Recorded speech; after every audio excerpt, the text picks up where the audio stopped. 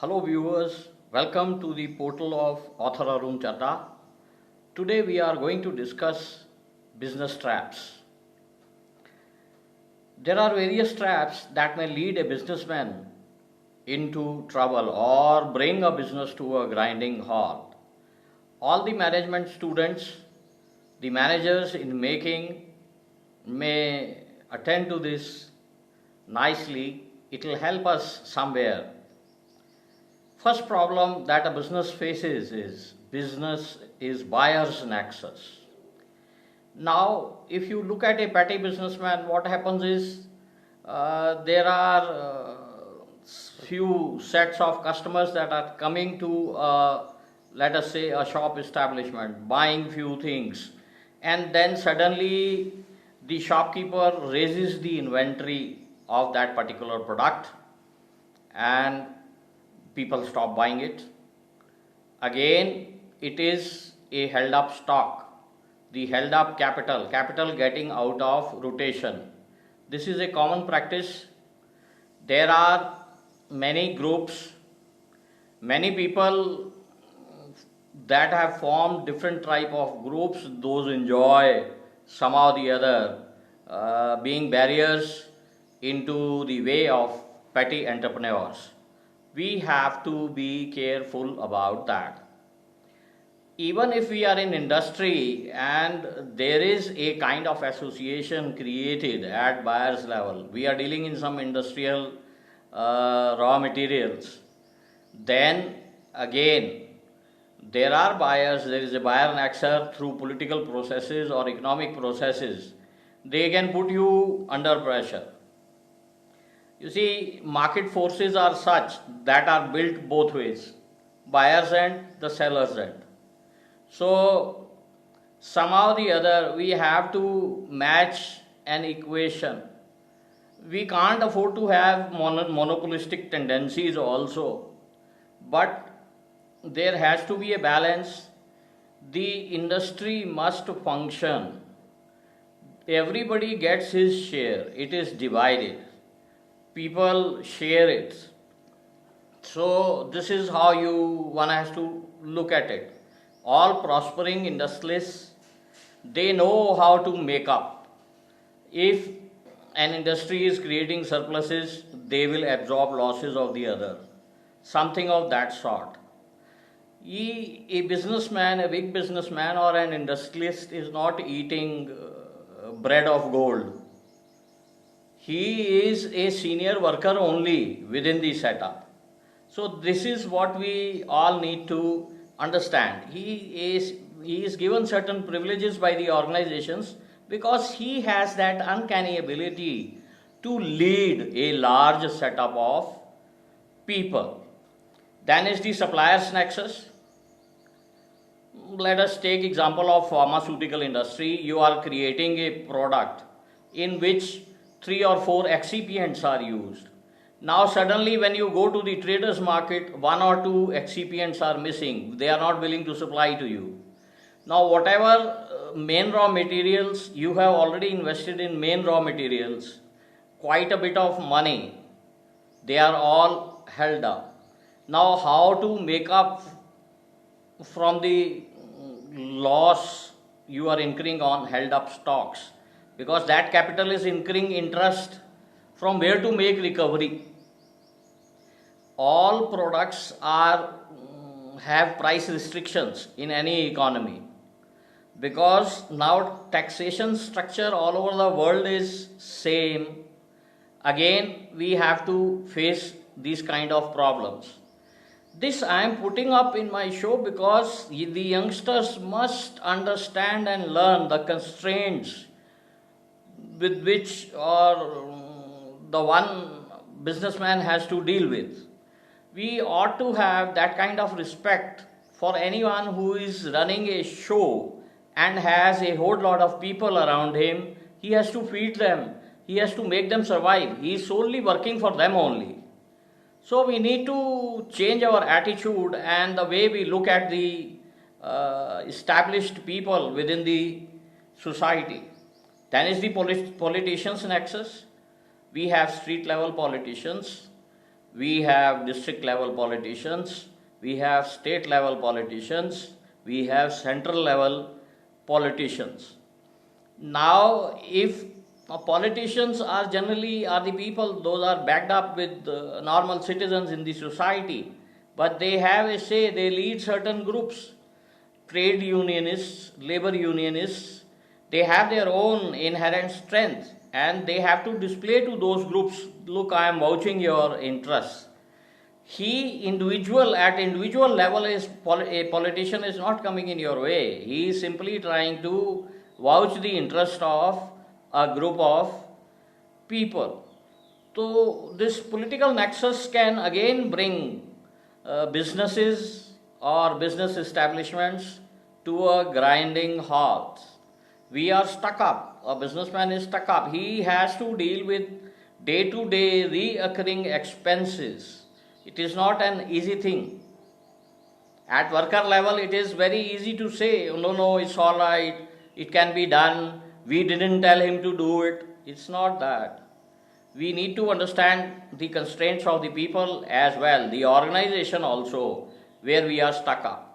If an industry is sinking within the country, then ultimately the price has to be borne by its citizens only.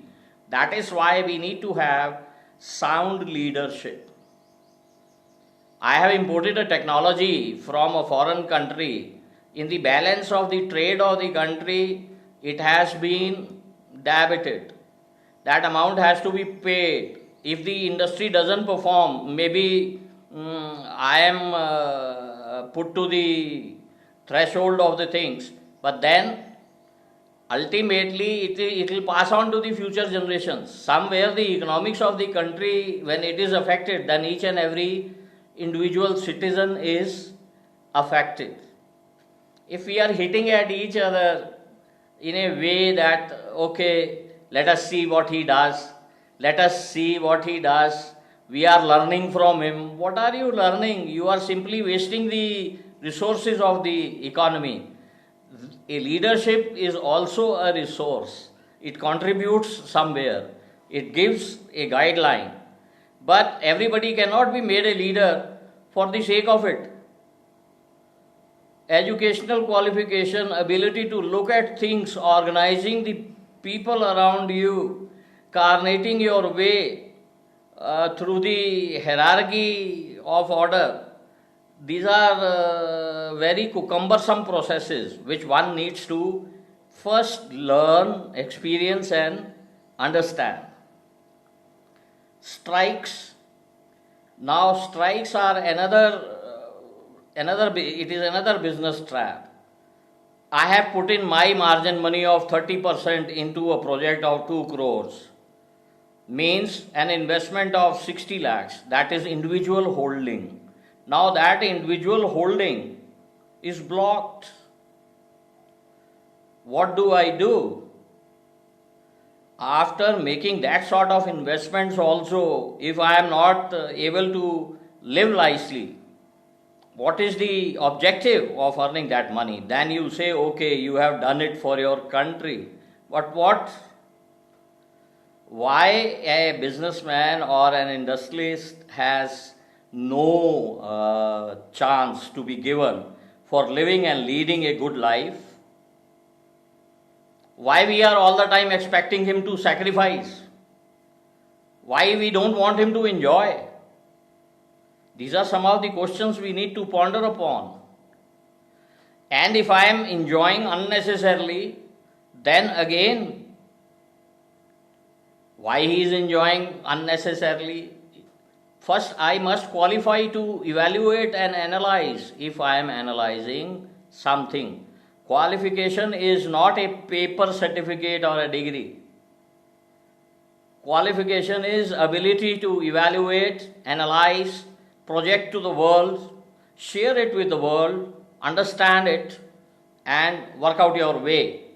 You have to bear the thrust for all your doings. Anybody has to. It cannot be avoided. Don't think you are looking at the world is also looking at you. So, business traps are such things that cannot be avoided. But then, a businessman, a commercial person, an industrialist has to live by it. Then is natural calamities,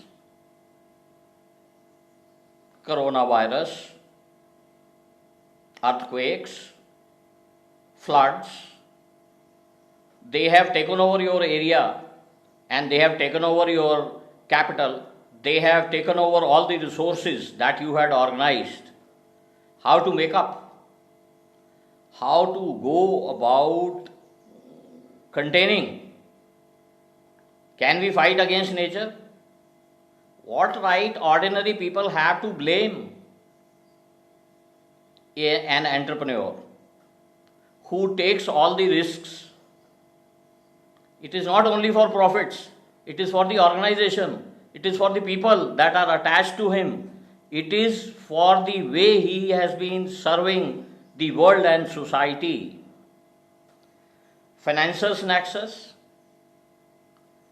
My capital is assessed, my ability, financial ability is assessed, my creditability is assessed. Now there is a financiers nexus that have decided, okay, this is the worth of his existing assets. He might be boasting anything. Now he has to be sunk. They turn into market governing forces and they see to it that you are sunk. How to assert your position? Don't think an entrepreneur or a businessman is not doing his utmost. He is doing his utmost. He is doing his best. He is trying to give or contribute to the society in the best possible manner, which probably his children also don't realize. So, what we need to understand is easy availability of resources should not make us run hither and thither, here or there, with a wavery mind, just to show around our clout. That clout is meaningless. At the back of us, people laugh at us. We need to avoid it. We need to achieve some kind of sobriety, and that sobriety has to be established. That is what is good living. Then comes the audit failures. I have an audit system at production level. We have an audit system at accounts level. We have an audit system at purchase level. We have an audit system at manpower recruitment level. Now, how correct these audit reports are, whether they were constructed in correct perspective, this has to be evaluated. All this auditing system, how well balanced it is, it has to be checked. Rectifying measures have to be taken. When economic changes are taking place, environmental changes are taking place, some change is taking place in the demography of business, then again we have to evaluate these audit reports, because these are compiling data, and on basis of this data we are working out our decisions, the business decisions, the vital decisions. Those decisions are going to have an effect, have their toll on all the people, all the families that are attached to a particular business. Logistics failure. I have piled up stocks of certain things. Probably one raw material is missing, which I have arranged from some part of the world. It is not reaching. But whatever I have already invested in the raw material is incurring cost by way of interest on investment. How do I go about recovering it? Every now and then I can't afford to go to BIFR, sir, my unit has sunk. Give me help, make your recommendations so that I may go to a bank to get some further money and distribute it to the people that are working under me, that are attached to the organization. How can one do it? Why we are expecting it? Why we are not diligently executing or willing to execute diligently our duties and responsibilities? This is what is very important to understand. Quality failure. Again, when there was a need to upgrade the technology, I couldn't identify it. Suddenly, a competitor has brought in a new technology and has taken over the market. If we take the tire trade, the tire industry, people were doing well. Dunlop was doing well, Mansfield was doing well, there were some companies doing well. But the introduction of Modi's, they came in with a Bagomatic technology. It was a technological change. That Bagomatic technology took over because the lifespan of the tire, it was raised by 4 times. All 9 units, large scale units within the country were shattered. They had to run here, there, all over the world, see, find out from where we can buy this Bagomatic technology, and then we have to train our labor to meet the market situations. So this is what happens when a quality failure takes place. I am in a hospital. In a hospital, I am simply under the influence of what I am hearing from the people within the medical world, coronavirus, coronavirus. Again, then it turns into no, it is something different. I am not treating people on the ground that there is no treatment available. Quarantining them, and then some bactericidal problem was there which I didn't cross check. What do I do in that case?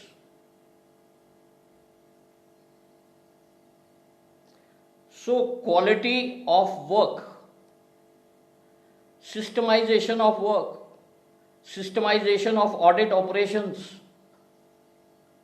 systemization of movement of workers, systemization of capital flow, systemization of cash flows, systemization of recoveries. These are all the things which we need to take care if we wish to succeed and stay away from business traps. Business traps are allurements which an entrepreneur gets into. Many of them are blown apart. So that is how we need to do business, with an open mind, with an open eye, with open ears. That is all for the day. I hope you must have enjoyed. These are the areas where we need to be careful when we are part of the business world. Thank you. Have a nice day.